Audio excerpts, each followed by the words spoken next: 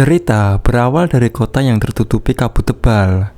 Ada seorang gadis sedang berdiri sendiri di persimpangan jalan. Dari kejauhan, datang sosok anak muda misterius yang sejak lama sudah ditunggu. Lalu dia berhenti. Gadis itu dengan rasa takut mencoba bertanya, maukah dia membantu meramal nasib dan jodohnya? Apakah cintanya akan membuahkan hasil? Anak muda itu memberitahu jika cintanya tidak akan membuahkan hasil, lalu pergi meninggalkan gadis itu sendiri dengan rasa tak percaya dan putus asa. Halo guys, bertemu lagi dengan saya Chan. Di video kali ini kita masih membahas alur cerita misteri, drama, dan horor dari Junji Ito. Jika kalian suka, yuk bantu support channel ini dengan cara share, like, dan subscribe ya, biar semakin semangat menghibur kalian. Bantu follow TikTok aku juga ya, link ada di deskripsi. Tanpa berlama-lama lagi, mari kita mulai. Pagi hari, seorang guru memperkenalkan siswa baru yang bernama Fukada Ryusuke. Ternyata Ryusuke dulu pernah tinggal di kota itu. Saat bel istirahat tiba, seorang gadis mendatangi Ryusuke, mengingatkan bahwa dia dulu pernah satu TK bersama. Ryusuke ternyata masih mengingatnya. Gadis itu bernama Midori. Mereka sangat bahagia karena masih mengingat satu sama lain. Saat pulang sekolah, Midori memperkenalkan teman terbaiknya bernama Tanaka Susue dari kelas B kepada Ryusuke. Midori sangatlah populer. Dia adalah dewi di kalangan siswa pria. Dikatakan juga dia adalah dewi di ramalan Crossroad. Untuk meramal apakah mereka cocok dengan Midori, membuat banyak pria pergi ke sana. Midori sendiri tidak mempercayai hal semacam itu. Lagi pula, itu hanya omongan anak muda yang berjalan di sebuah gang yang tidak ada kekuatannya. Setelah mendengar itu, Ryusuke bergegas pergi sambil mengingatkan agar tidak bermain ramalan Crossroad sembarangan.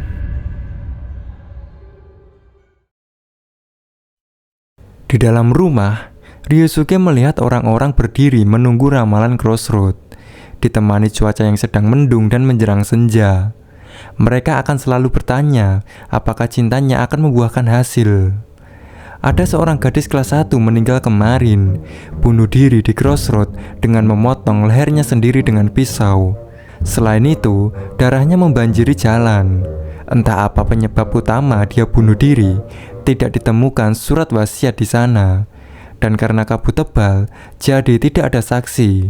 Kuat dugaan, sepertinya dia telah bermain ramalan Crossroad.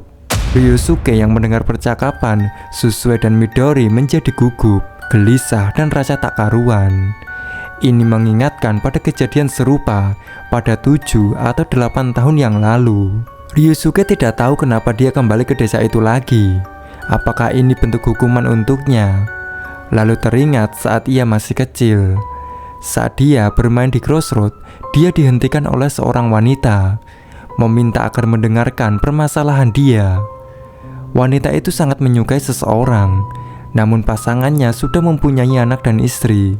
Di dalam perut wanita itu sudah ada bayi dari laki-laki itu, meminta Ryusuke untuk memahaminya. Karena wanita itu ingin melahirkan anaknya, namun tiba-tiba pasangan bersikap dingin pada sang wanita, meminta agar melakukan aborsi. Meski dia kelewatan, wanita itu sangat menyukainya, sangat terobsesi dan mencintai sedalam-dalam hatinya. Lalu bertanya kepada Ryusuke apa yang harus dia lakukan. Ryusuke tidak mengerti apa yang wanita itu bicarakan. Lalu kembali menanyakan kepada Ryusuke apakah cintanya akan membuahkan hasil. Jawaban yang mengejutkan datang dari Ryusuke, mengatakan jika cintanya tidak akan membuahkan hasil, lalu pergi meninggalkannya.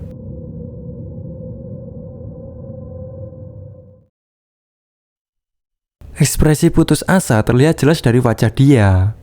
Malam hari, Ryusuke selalu memikirkan masalah orang itu dan tidak tahu apa yang terjadi pada dia. Keesokan harinya, saat Ryusuke mendatangi tempat yang sama, dia melihat pemandangan yang sangat mengerikan. Sosok wanita yang dia temui semalam telah mati bunuh diri dengan pisau di tangannya dan darah berceceran di mana-mana. Sejak saat itu, Ryusuke menganggap jika dirinya lah yang sudah membunuh. Sampai saat ini pun dia dihantui rasa bersalah. Singkat cerita, Midori menemukan Ryusuke sendirian dan terlihat sangat tidak bersemangat. Mencurigai, mungkin Ryusuke mempunyai kenangan buruk tentang Crossroad. Ya, disitulah Ryusuke lebih memilih untuk tidak menceritakan masa kelam masa kecilnya dulu. Ternyata, Midori memiliki kenangan menyakitkan tentang ramalan Crossroad. Seperti yang diceritakan oleh gadis-gadis kelas mereka tentang kejadian di mana ada seorang gadis bunuh diri pada 8 tahun yang lalu. Gadis yang bunuh diri itu sebenarnya adalah Bibi Midori.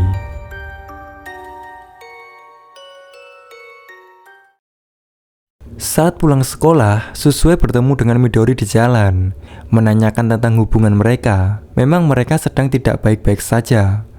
Midori tidak tahu apa alasannya. Singkatnya, saat berada di sekolah, Susue menemui Ryusuke untuk menanyakan mengapa dia menghindari Midori. Ryusuke sambil terduduk lesu, dia tidak mungkin membencinya. Hanya saja dia merasa tidak layak menyukai Midori, bahkan tidak layak untuk berbicara. Ini semua karena dosa yang telah dibuat, jadi dia tidak punya cara lain lagi. Ryusuke menjadi kesal saat Susue terus menanyakan apa yang sebenarnya sedang terjadi. Ryusuke terus meratapi rasa bersalahnya, membuat Susue pergi meninggalkannya sendirian. Dia kemudian datang ke salah satu gang. Sangat beruntung karena dengan mudah dia bertemu dengan anak muda itu untuk menunggu ramalan Crossroad.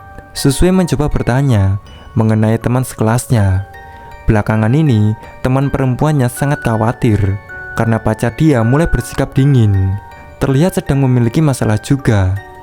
Susue meminta pendapat apa yang harus dia lakukan agar hubungan mereka berdua menjadi dekat seperti dulu. Anak muda memberitahu, daripada Susue mengkhawatirkan hal seperti itu, lebih baik mengkhawatirkan cintanya sendiri. Perkataan yang membuat Susue diam 1000 bahasa. Singkat cerita, Midori bertemu dengan Susue di tangga sekolah, ingin tahu apakah Ryusuke mengatakan sesuatu padanya. Susue memberitahu yang diinginkan Ryusuke adalah mengakhiri hubungannya dengan Midori. Memberitahu juga jika dia sudah menanyakan masalah mereka berdua ke ramalan Crossroad, karena dia ingin tahu apakah hubungan temannya itu bisa kembali seperti dulu. Susue mengatakan ekspresi tajam, penampilan yang tampan dan dingin membuatnya takut, tetapi yang membuatnya bergetar adalah perkataannya. Perkataannya membuat Susue sadar bahwa dia membohongi dirinya sendiri. Dia telah melakukan sesuatu yang benar-benar bertentangan dengan perasaannya. Mulai sekarang, dia ingin jujur dengan dirinya sendiri, ingin jujur dengan Midori, bahwa Susue sangat menyukai Ryusuke. Susue benar-benar minta maaf kepada Midori. Dia sangat cinta mati dengan Ryusuke. Kebetulan, hubungan mereka berdua telah berakhir. Susue merasa beruntung, kini dia akan pergi mengungkapkan perasaannya kepada Ryusuke. Singkat cerita, Susue terus berusaha mendekati Ryusuke. Tapi sayang, penolakannya tidak cukup kuat dan sama sekali tidak bisa menghentikan Susue. Selain itu, dia bahkan menjadi semakin gila. Ryusuke mencoba memberitahu Susue agar tidak usah membuat masalah lagi. Jika dia tidak berhenti mengganggu, maka dia akan segera memanggil polisi. Sebenarnya Susue memiliki niat baik, membawakan bento untuk Ryusuke. Tapi sayangnya, Ryusuke sudah menyiapkan bentonya sendiri. Mendengar itu, Susue memaksa Ryusuke memakan bento yang dia bawa. Keributan pun tak terhindarkan, membuat Susue dan bento yang dia bawa terjatuh. Penuh emosi, Ryusuke mengatakan agar Susue berhenti membuat masalah lagi dan sama sekali tidak menyukainya. Hanya Midori gadis satu-satunya yang dia sukai. Susue tak percaya dia harus bagaimana dengan nasib cintanya. Padahal dia sudah melakukan sesuai yang dikatakan Crossroad, yang meminta Susue untuk mengkhawatirkan nasib percintaannya sendiri. Mulai menangis dan putus asa, ternyata cintanya tidak membuahkan hasil. Dia sangat mencinta Ryusuke, sangat cinta sedalam-dalam hatinya. Scene berganti, telah terjadi aksi bunuh diri lagi di Crossroad baru-baru ini. Sampai kini korban yang telah meninggal menjadi 4 orang. Isu yang beredar, mereka telah bermain ramalan Crossroad. Bisa dikatakan anak muda di gang itu adalah dewa kematian. Bicara tentang dewa kematian, masih ada satu lagi yang sedang melihat Ryusuke seperti dewa kematian.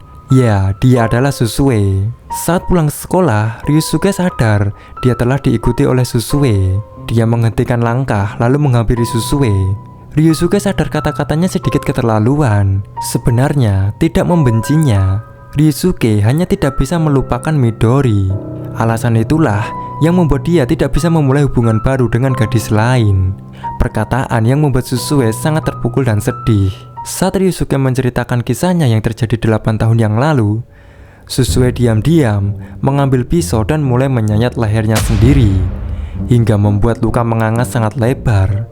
Semburan darah di tengah kabut pekat di sebuah gang kota membuat Ryusuke tersadar jika Susue telah bunuh diri. Setelah kejadian itu, malam harinya, Ryusuke berusaha menghentikan anak muda Crossroad. Dia harus menemukan laki-laki peramal itu. Di saat yang sama, Ryusuke harus menerima ramalan Crossroad.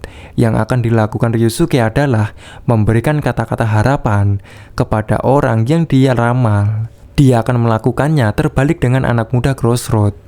Itulah cara dia untuk melawan. Ryusuke berusaha setulus mungkin untuk menghadapi orang yang datang untuk diramal. Ryusuke melakukan ini karena perasaan bersalahnya terhadap 8 tahun yang lalu. Singkat cerita, tiba-tiba dia bertemu dengan gadis penuh luka yang mengerikan yang sudah meninggal sebelumnya. Mereka masih menunggu kabar baik tentang nasib cintanya. Di sepanjang jalan, Ryusuke menemukan gadis-gadis yang sudah bunuh diri di Crossroad. Langkahnya terhenti ketika sosok Susue yang sudah meninggal berdiri tepat di depannya. Dia menagih cinta Ryusuke. Hari berganti. Midori bertemu dengan Ryusuke, memastikan apakah dia hari ini akan melakukannya lagi. Demi menanggapi ramalan orang-orang di Crossroad, Midori sangat penasaran kenapa Ryusuke sampai melakukan hal seperti ini. Ryusuke berjanji sebelum dia bisa menangkap anak muda Crossroad itu, dia tidak akan menyerah. Saat Ryusuke berjalan di gang, dia terkejut karena telah bertemu dengan sosok anak muda Crossroad di depan matanya. Ryusuke berusaha mengejar sampai dia lelah, namun tidak berhasil menangkapnya. Dia terkejut tiba-tiba sampai di tempat di mana 8 tahun lalu saat ia masih kecil. Sangat syok, sosok itu telah berdiri di belakang Ryusuke. Ketika berhadapan dengan sosok itu, dia memberi petunjuk agar Ryusuke pergi ke sana. Ternyata, di tempat lain, Midori sedang kebingungan karena dia sama sekali tidak tahu arah jalan. Di saat yang sama, sosok anak muda Crossroad muncul mendekati Midori. Midori meyakinkan dirinya sendiri bahwa kedatangannya bukan untuk menunggu ramalan Crossroad. Ketika sosok itu akan berhenti tepat di depan Midori, tiba-tiba dia dikejutkan dengan tepukan pundak oleh Ryusuke. Ryusuke datang sesuai dengan arahan yang ditunjuk oleh hantu bibik Midori. Ryusuke pun menanyakan kenapa Midori bisa sampai di tempat seperti ini. Saat dia menjelaskan bahwa dia telah bertemu dengan anak muda Crossroad, tiba-tiba kabut yang tebal seketika menghilang dan mereka berdua mencari sosok tersebut. Semenjak itu, tidak muncul lagi anak muda peramal Crossroad.